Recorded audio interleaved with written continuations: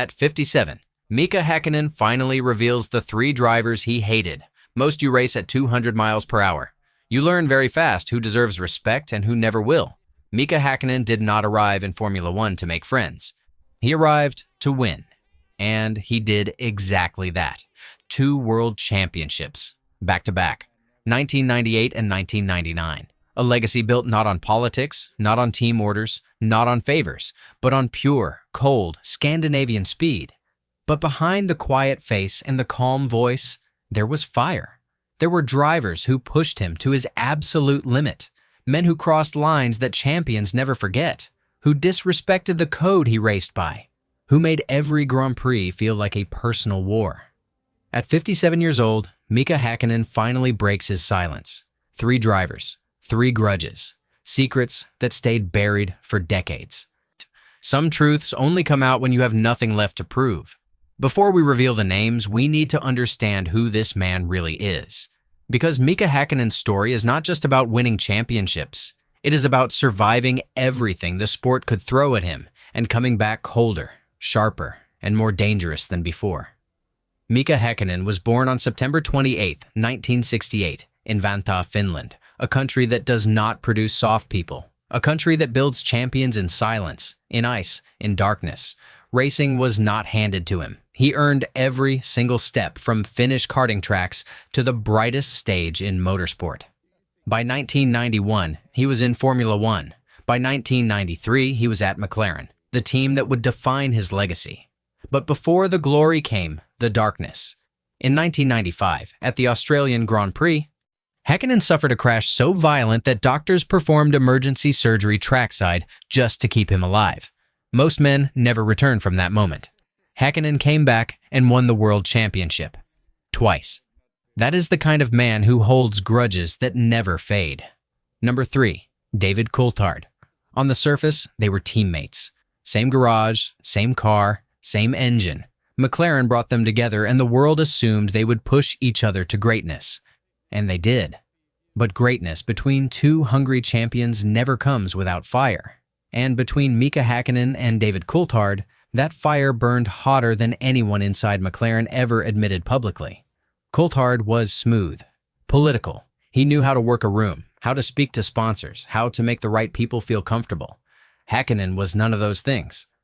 He was fast, silent, and completely focused on one thing only: the championship. That fundamental difference created tension that no team orders could fix. The breaking point came at the 1999 Malaysian Grand Prix. Coulthard was running ahead of Häkkinen when the team issued instructions that felt less like strategy and more like favoritism. Häkkinen said nothing publicly, but the people closest to him saw it immediately. The jaw tightened, the eyes went cold. A line had been crossed inside his own garage. Then came Belgium. Coulthard moved defensively under braking, forcing Häkkinen to take a line that cost him precious tenths. It was not illegal. It was not reckless. But to Häkkinen, a teammate should never become an obstacle. That was a code Coulthard broke without hesitation and without apology. Off the track, Coulthard's interviews painted a picture of harmony that Häkkinen knew was completely false. Smiling for cameras while competing for the same dream is something Häkkinen could never respect. For Mika Häkkinen, David Coulthard was not just a teammate. He was the rival, sleeping in the next room. Number 2. Rubens Barrichello. Some rivalries are born from hate. Some are born from something far more complicated. Respect that curdled into resentment. Competition that turned into something deeply personal. With Rubens Barrichello, Mika Häkkinen felt something he rarely admitted. A frustration that went beyond racing. A frustration built on watching a driver use politics as a weapon more skillfully than he ever used his steering wheel. Barrichello was talented, no one denied that. But at Ferrari, talent was secondary to loyalty. And Barrichello wore that loyalty like armor. He moved aside for Schumacher when championships demanded it. He followed team orders without public complaint. He smiled through situations that would have made Häkkinen walk straight into the team principal's office and slam the door. At the 2000 German Grand Prix, Barrichello crossed the finish line first, but the victory felt hollow to everyone watching. Ferrari had orchestrated the result, and Barrichello accepted it without hesitation. For Häkkinen, who believed every win had to be earned through pure speed, Watching Barrichello celebrate a manufactured victory was almost impossible to swallow. The tension peaked during the 2000 championship battle. Häkkinen was fighting Schumacher for the title. Barrichello was not the championship threat, but race after race, he created interference. He held positions that benefited Ferrari's strategy and made Häkkinen's path to the title measurably harder. It was not accidental. It was calculated. Off the track, Barrichello's warm public personality made criticism seem unfair.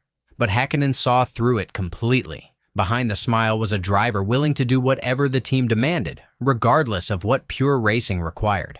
For Mika Häkkinen, Rubens Barrichello represented everything wrong with a driver who traded his independence for a guaranteed seat. Number 1. Michael Schumacher. There was only one driver who truly got under Mika Häkkinen's skin more than anyone else. Michael Schumacher. Not because of one incident, not because of one race, but because Schumacher represented something Häkkinen could never fully accept. A driver who treated the rulebook as a suggestion, who used intimidation as a legitimate racing tool, who believed that winning by any means necessary was not just acceptable, it was required. Schumacher was the greatest of his era. Häkkinen never denied that. But greatness built on psychological warfare, deliberate blocking, and calculated aggression was a kind of greatness Häkkinen refused to celebrate. The defining moment came at the 2000 Belgian Grand Prix.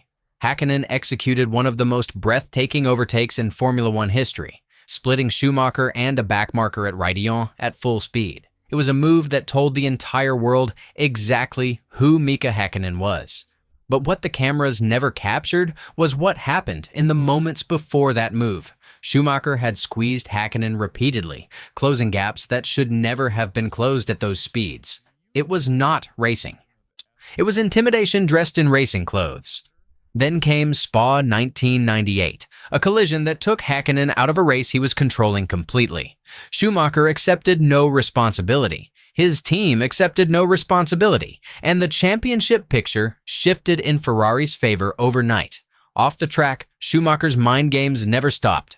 Press conferences became battlegrounds. Every word was calculated to destabilize.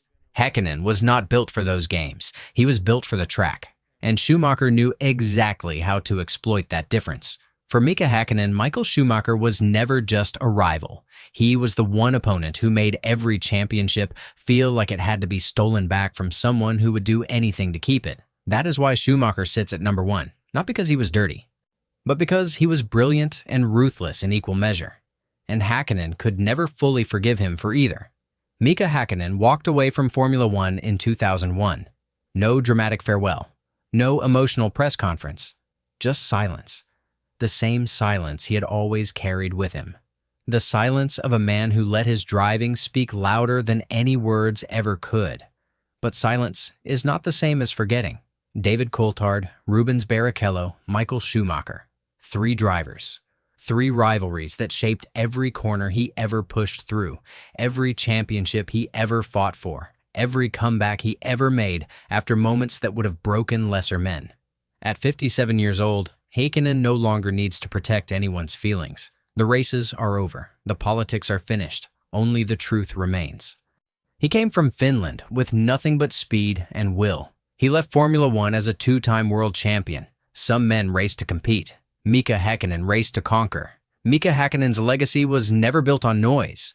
It was built on results, on 2 championship trophies, on a comeback from a crash that should have ended everything, on victories taken cleanly, honestly, and without apology. David Coulthard tested his trust. Rubens Barrichello tested his patience.